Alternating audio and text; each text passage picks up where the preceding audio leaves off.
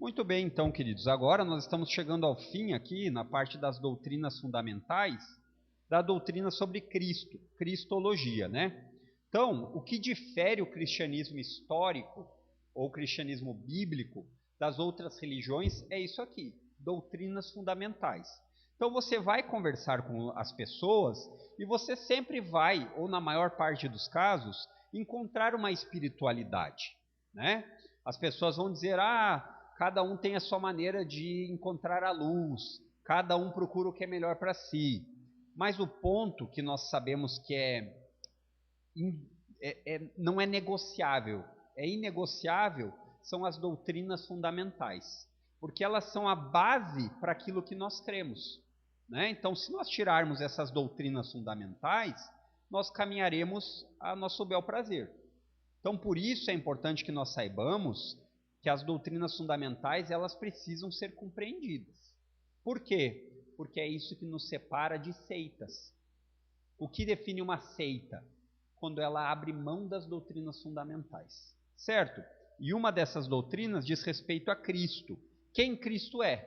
E talvez essa seja o maior divisor de águas entre as religiões, porque a sua perspectiva a respeito da pessoa de Cristo vai fazer toda a diferença. Então, a maioria tem um grau de respeito por Cristo, não tem por Jesus, uma figura histórica e tal. Mas o ponto é, quem é Jesus?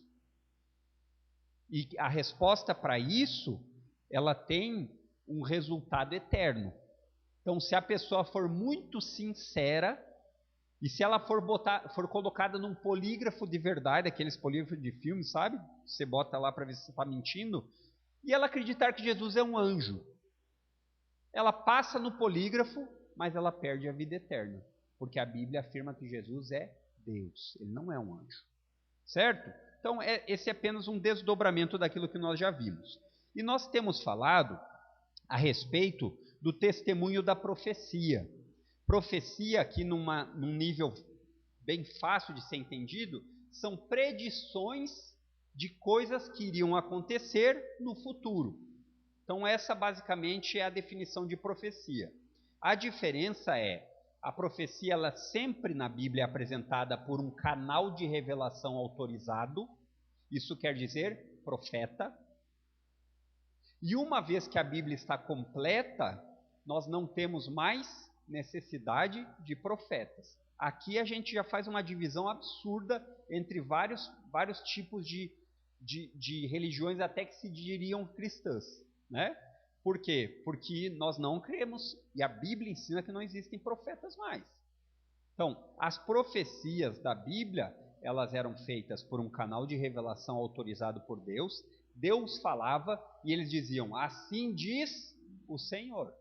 Assim diz o Senhor. Eu sou um canal de revelação. Hoje em dia você pode dizer assim diz o Senhor a partir do que a Bíblia diz. Então, aquelas pessoas que acabam usando essas frases de efeito, assim diz o Senhor, que você vai ter um marido esse ano, fuja. Esse tipo de coisa não é profecia, é adivinhação. E na Bíblia, especialmente no Antigo Testamento, o pagamento da adivinhação era a morte, né? Se fosse ainda os tempos do Antigo Testamento, o pessoal ia estar lascado, né? Então, alguém falou alguma coisa? Não? Então, dando sequência aqui no testemunho da profecia, isso é interessante que você grave, quando as pessoas vierem falar a respeito. A Bíblia é o único texto sagrado. Claro que a Bíblia é o texto sagrado, mas alguns diriam, não, mas nós também temos nosso texto sagrado. Mas ela é a única que traz profecias detalhadas.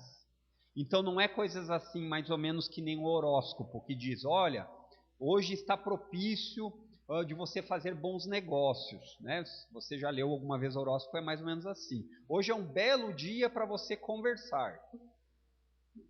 Então a Bíblia, ela traz profecias detalhadas.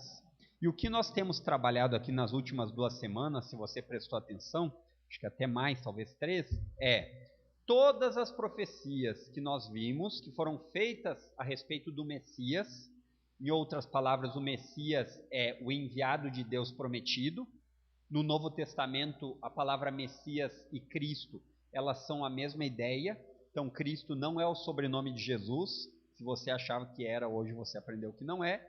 Então, Messias é um título que Jesus tinha, ou que tem, ou Cristo, o Cristo de Deus, o ungido de Deus. Então, a ideia de Cristo é o enviado.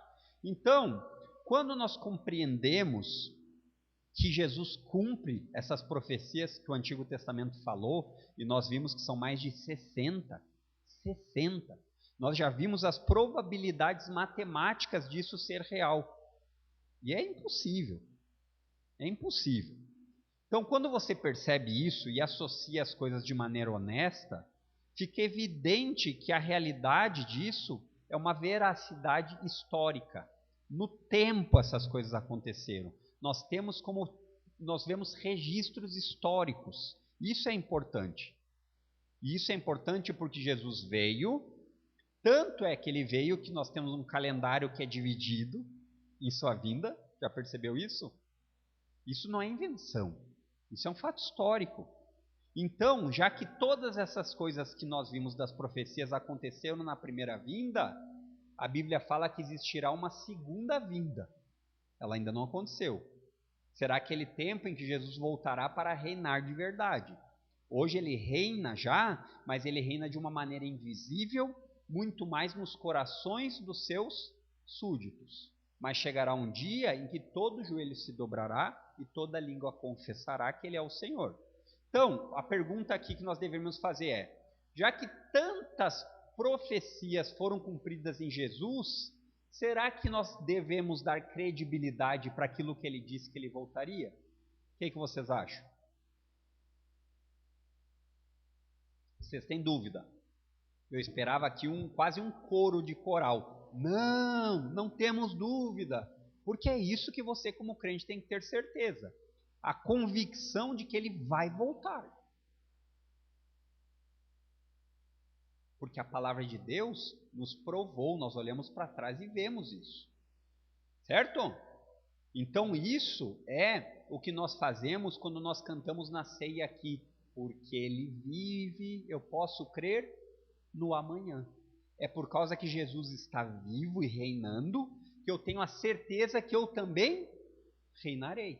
Esse é o tipo de pensamento que você tem que cada vez deixar ele mais circulando na sua mente, para que essas coisas sejam tão reais para você que quando as dificuldades vierem, você vai lembrar disso.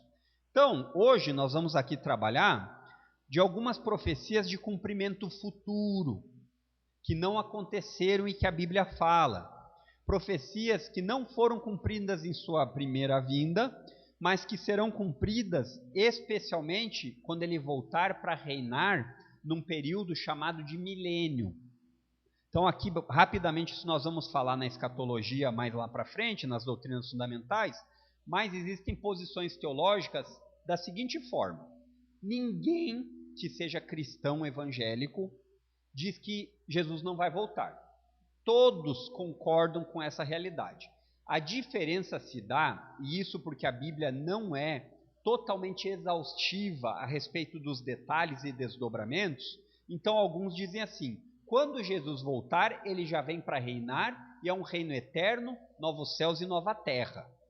Ímpios no inferno, crentes no paraíso restaurado.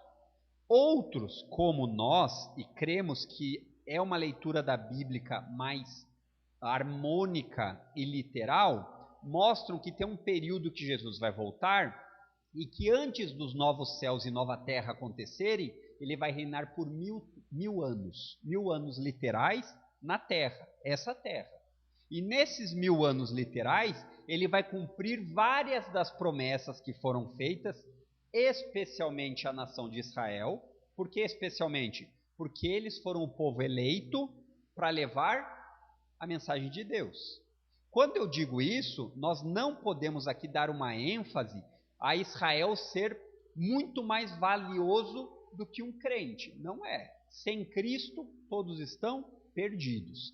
Mas é fato que a Bíblia demonstra que existirá um tipo de tratamento com aquele povo que Deus escolheu para começar a jornada da redenção. Tá? Então aqui nós vamos falar melhor mais para frente. Então, Esses que acreditam nisso, eles vão ser, a denominação técnica é pré-milenistas. Nós acreditamos que existirá um tempo de milênio. Existem outros que são chamados de amilenistas. Não tem milênio, o milênio é agora, e esse tempo do milênio, ele é uma conclusão espiritual de um símbolo do Antigo Testamento. Está fazendo sentido? Estou tentando ser o mais rápido e específico. Porém, qual é o problema disso? A Bíblia não mostra assim. Se você pegar textos do Antigo Testamento que falam a respeito da nação de Israel, do reino de Davi que não teria fim, o reino de Davi está em vigor hoje? Não está. Né? E vários outros, que são aquelas promessas incondicionais. Falamos isso lá na doutrina sobre Deus, né? Então, a primeira aqui que eu quero que você veja comigo, e daí já é uma dificuldade daqueles que não entendem assim, é Apocalipse 20, dos versos 1 a 6. Abra lá. Pode abrir de trás para frente sua Bíblia, vai ser mais fácil dessa vez.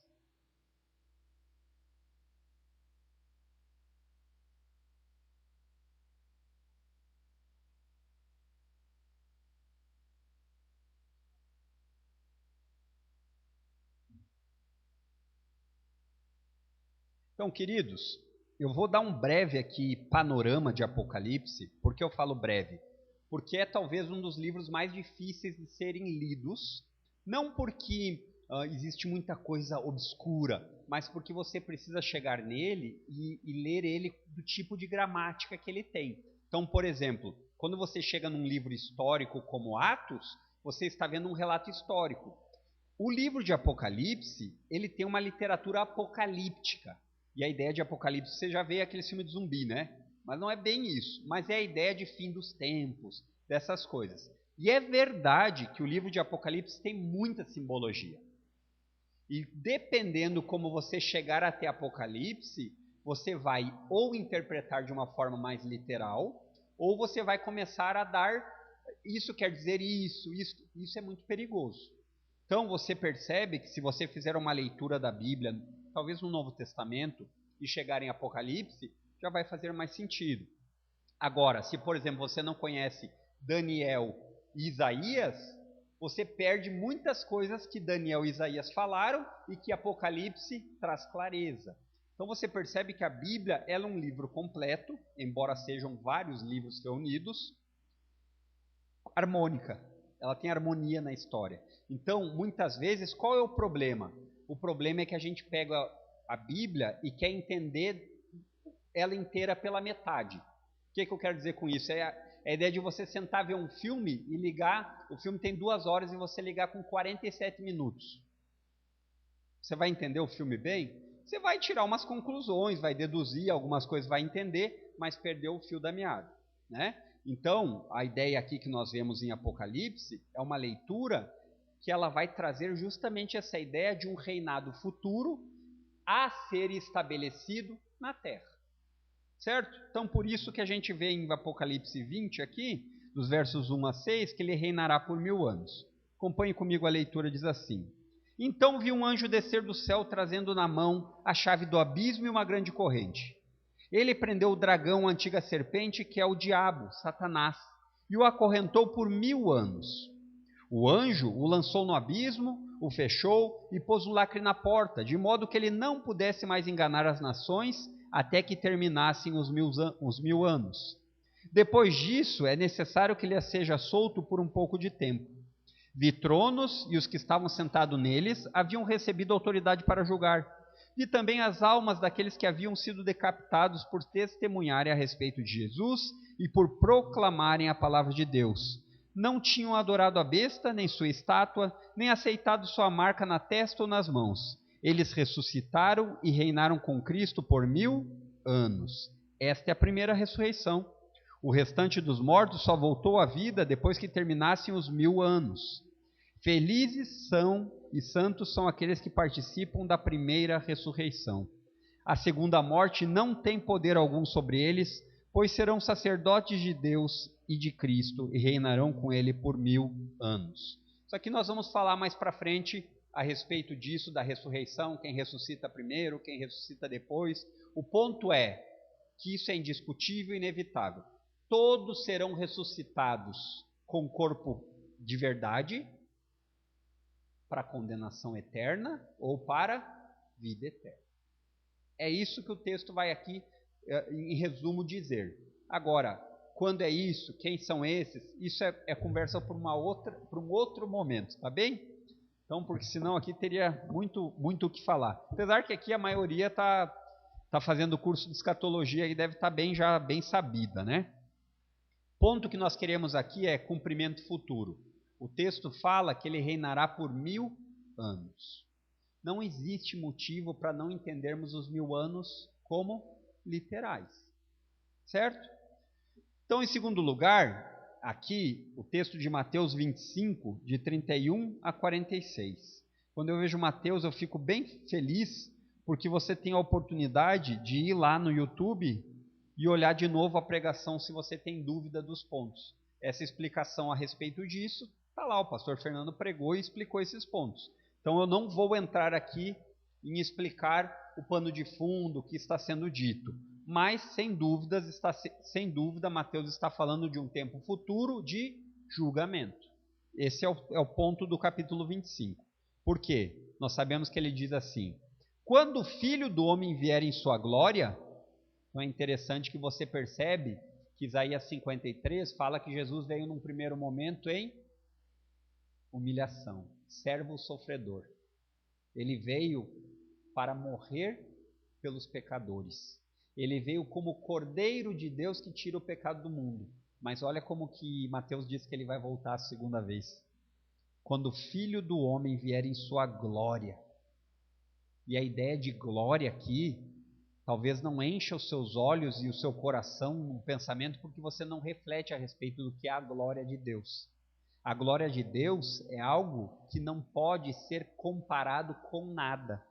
Tanto que se você for olhar na Bíblia, os textos bíblicos, especialmente em Moisés pede para ver a glória de Deus, ele diz: se você ver a minha glória, você vai morrer.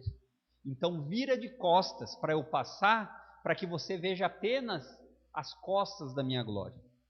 E aí o relato diz que Moisés chega a ficar iluminado com aquilo, né? Ele desce com o rosto brilhante. Então é interessante pensar a respeito disso. Mas o ponto aqui que ele diz: ele virá em sua glória acompanhado de todos os anjos, e ele se sentará em seu trono glorioso. Todas as nações serão reunidas em sua presença, e ele separará as pessoas como um pastor separa as ovelhas dos bodes. Colocará as ovelhas à sua direita e os bodes à sua esquerda. Então o rei dirá aos que estiverem à sua direita: venham, vocês que são abençoados por meu Pai, recebam como herança o reino que lhes preparou desde a criação do mundo. Jesus está constituindo o reino final, de uma vez por todas. E aí ele diz no verso 35: pois tive fome, vocês me deram de comer, tive sede, me deram de beber. Era estrangeiro e me convidaram para sua casa. Estava nu e me vestiram. Estava doente e cuidaram de mim. Estava na prisão e me visitaram. E é interessante o verso 37 que ele diz: então os justos responderão: Senhor, quando foi que o vimos faminto e lhe demos de comer? Ou sedento e lhe demos de beber? Ou como estrangeiro e o convidamos para a nossa casa? Ou nu e o vestimos? Quando foi que o vimos doente ou na prisão e o visitamos? E o rei dirá: eu lhes digo a verdade. Quando fizerem isso ao menor destes meus irmãos, foi a mim que o fizeram. É daqui que parte a ideia de amar uns aos outros de uma forma verdadeira. Quando você ajuda um irmão em Cristo de verdade e faz isso de boa vontade, a ideia, a imagem que você deve ter é que você está fazendo para o próprio Cristo. Muda, né? Quando você pensa isso, muda, né? A concepção da ajuda. Então, quando a gente pensa nisso, várias coisas que talvez a gente considere insignificantes, como dar uma carona para alguém, começam a fazer sentido. Será que fazer 2 quadras a mais é tão difícil assim? Se fosse o próprio Jesus, eu acho que você iria. Mas é o que Jesus está dizendo. Entenda como se fosse para mim. Aí ele diz no verso 41, em seguida o rei se voltará para os que estiverem à sua esquerda e dirá: fora daqui, malditos, para o fogo eterno preparado para o diabo e seus anjos, pois tive fome e vocês não me deram de comer, Tive sede e não me deram de beber. Era estrangeiro e não me convidaram para a sua casa. Estava nu e não me vestiram. Estava doente e na prisão e não me visitaram. Aí ele disse, então eles lhe dirão, Senhor, quando vimos faminto, sedento, como estrangeiro, nu, doente ou na prisão e não ajudamos?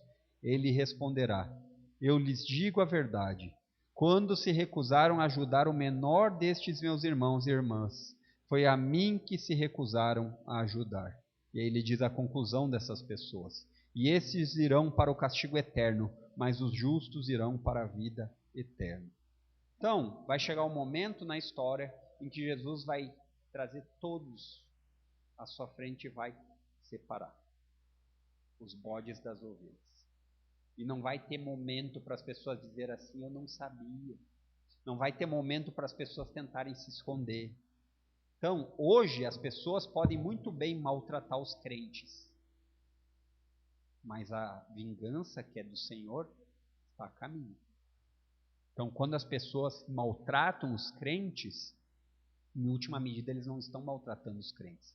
Eles estão maltratando o próprio Jesus. Lembre-se disso.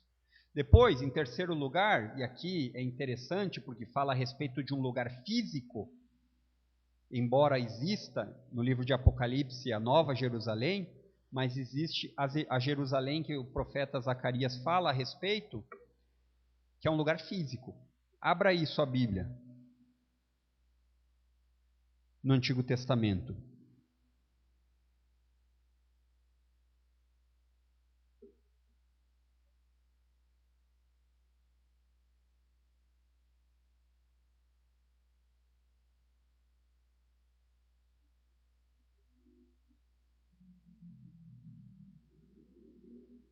Esse capítulo 14, ele na verdade fala de vários cumprimentos. Aqui nós vamos falar apenas de um, mas tem várias profecias que são cumpridas ali, ou vão ser cumpridas por Cristo quando ele voltar. Diz assim, claro que, irmãos, a gente tem um maior cuidado de não ficar colocando textos fora de contexto para trazer a ideia do que nós queremos, né? Isso é perigoso e deve ser cuidado. Mas o ponto aqui é, se eu ler o verso 11, você vai entender, mas depois você lê um pouco mais do capítulo inteiro para você ver que não é algo que nós estamos inventando, existe ali. Embora nós vamos tirar apenas o verso 11, porque é o que nós precisamos. Olha o que ele diz. Jerusalém, por fim, em segurança, ficará cheia de gente e nunca mais será amaldiçoada nem destruída. Então, o capítulo 14 inteiro fala a respeito de uma restauração de Jerusalém. E hoje, curiosamente, você vê qual é um dos lugares no mundo, ou talvez o lugar no mundo, que mais conflitos de guerra e destruição existem. É lá. É lá. E você percebe alguns desdobramentos que você diz assim, tem coisas que não fecham muito bem as contas. Se você parar para pegar a geografia de Israel, hoje constituída, é impossível um país conseguir ficar tanto tempo sendo atacado e sobreviver. Não é algo humanamente possível. Então você percebe que isso é cumprimento de profecias, né? Então abra aí agora, pode ser no próprio Zacarias aí, volte um pouquinho no verso 9 e depois pule para o 16.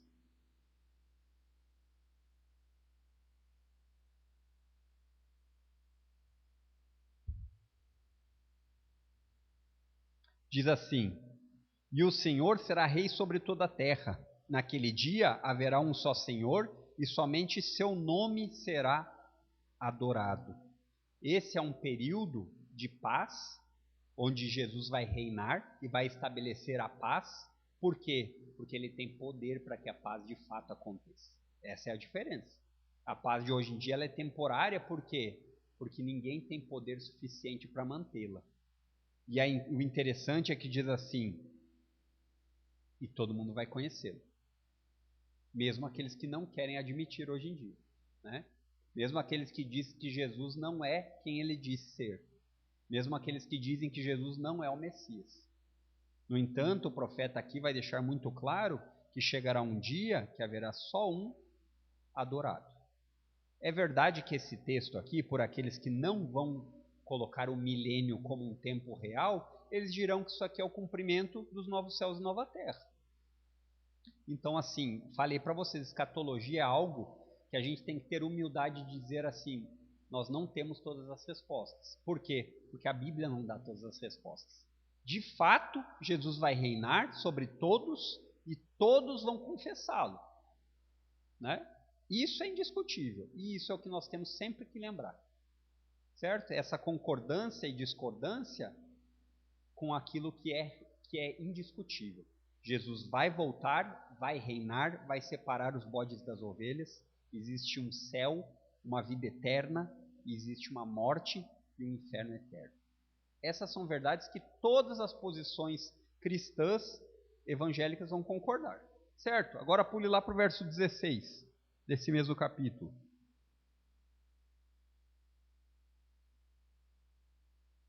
Diz assim, interessante que ele fala aqui a respeito de uma praga, né? Depois você vai para Apocalipse e você vai ver vários relatos de pragas e de coisas assim. E ele diz, no final, os inimigos que sobreviverem à praga subirão a Jerusalém a cada ano para adorar o rei, o Senhor dos Exércitos, e para celebrar a festa das cabanas. Essa era uma festa que os israelitas constituíram e que ainda, de certa forma, ainda fazem e que nesse tempo aqui voltará a ser comemorado. É uma celebração de memorial. Que nem a Páscoa existe para eles de uma forma, existe também essa festa. Certo, queridos? Deixa eu ver se eu tenho muitas aqui ainda. Tenho. Acho que eu vou parar por aqui, que daí a gente pode aproveitar melhor a respeito das outras. Alguma dúvida até aqui? Várias. Então seja bem-vindo, né? Escatologia é, ao mesmo tempo, confortante, porque nós sabemos o final das coisas, mas nós ficamos cheios de curiosidade nos desdobramentos muitas vezes. O perigo aqui é você ir longe demais com aquilo que a Bíblia não ensina. Então se contenha, né? Escatologia é um ramo que chama a atenção de todos porque nós gostamos de coisas do futuro, né? Isso está no ser humano, não é assim? A gente não gosta de saber o que vai acontecer e tudo mais, mas o fato é que Deus não deu informações totalmente claras a respeito dos detalhes mínimos, mas ele disse as coisas que vão acontecer, né? Períodos, como elas vão acontecer, e isso é o que nós devemos ter como norte. O que vai acontecer sem sombra de dúvidas? Jesus voltará. O que vai acontecer sem sombra de dúvidas? Ele reinará sobre todos. O que vai acontecer sem dúvidas? Novos céus e vida eterna, inferno e morte eterna. Isso é indiscutível. E vê que é simples, né? É simples de você decorar e de você lembrar. Então, os desdobramentos disso, de fato, tem que ser estudado, lido, com humildade, Bíblia aberta, escutando algumas posições que podem não ser exatamente as suas posições, para você, com humildade, ouvir, né? E saber que você não tem todas as respostas, certo? Muito embora o pré-milenismo seja, sem sombra de dúvidas, o que mais encaixa com o relato bíblico de uma maneira histórico-gramatical. Certo? Vamos ter uma palavra de oração? Então feche seus olhos mais um instante. Santo Deus, obrigado, Pai. Obrigado por nos dar informações tão preciosas a respeito da segunda vinda do Teu Filho, nosso Salvador. Obrigado porque o nosso coração pode olhar para esses acontecimentos e descansar confiante que isso realmente é verdade. Também nós te pedimos que essa convicção seja cada vez mais clara e cada vez mais diária na nossa vida, para que dessa forma as lutas, as dificuldades nunca ofusquem o peso de glória que nos aguarda. Que o Senhor seja bondoso e misericordioso conosco, nos ajudando, e o Teu Santo Espírito possa cada vez mais confirmar essas convicções tão preciosas ao nosso coração. Esse é o nosso desejo e oração. Amém.